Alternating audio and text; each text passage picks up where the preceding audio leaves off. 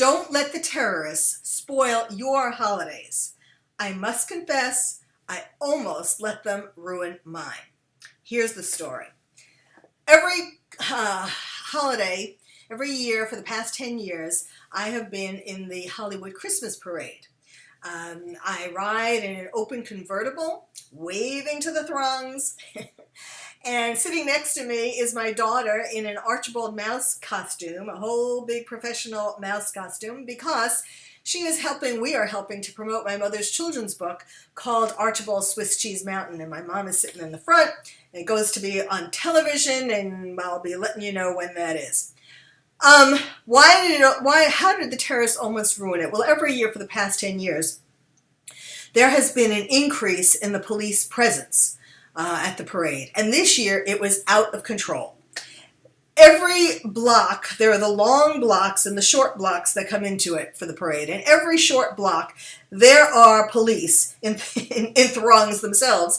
There are police cars, there are police on motorcycles, there are police on bicycles, there are police walking, there are police standing. Now, you would think that maybe that would make me feel more protected, which it did.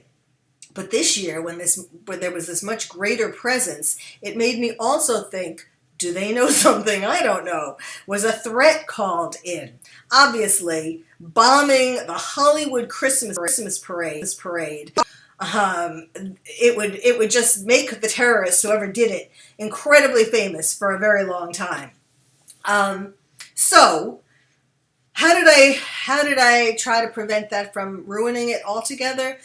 Well, I just tried to look at the people, the happy people, try to enjoy the experience, try to realize that, in fact, we were doing this anyway. We weren't going to let them stop the Christmas parade.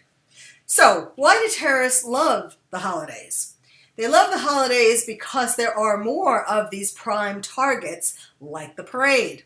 There are people in malls, crowds, shopping. There are people at holiday parties, like the San Bernardino terrorists took advantage of that, and the couple shot up the holiday party. The wife didn't like it that her husband was being made to go to the party, and that became their target. And we remember that, especially because it was a Christmas party. What else? They don't like the materialism. They're going to show us. They don't like us going out and buying all these presents because radical Islamists don't believe in all this materialism. They don't believe in, they don't want us to have fun and take vacations. And of course, being on a plane is a lot more risky during this time. And we have the memory of 2009, the underwear bomber. Remember him?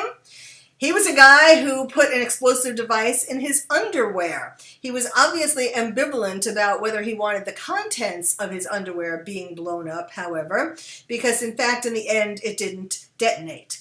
And the people jumped him on the plane, and that's the end of the underwear bomber. He's now in prison for life. But there are all these examples. Of course, Times Square is a prime target. So what does this mean for you? Does this mean that you should sit home? No. Because if you sit home and, tell your friends, tell your family, this year you're going to sit it out because there are too many risks, the risk of terrorism has gotten, of course there have been more terrorist attacks this year, and so it is riskier in general. But ask yourself whether really that's an excuse and you're just depressed because the world has become more chaotic. And so, when people are depressed, they want to stay at home and under the covers and watching television and eating bonbons and that kind of thing. So really, if it's that, you need to make yourself go out there anyway. Now, the thing to do if you are in a public place and there is an active shooter, whether it's a terrorist or any kind of active shooter, just a crazy person, you need to run, hide, and fight. Run away, of course, as quickly as possible. You need to, when you go to a place, keep your eye on exits, keep your eye on a path that you would use to exit, and then call 911 when you get to a safe place. If the shooter, the terrorist, is between you and the exit, then hide. Try to find the best place to hide where he's least likely to find you, where you can protect yourself, perhaps by barricading a door. Turn off the ringer of your phone.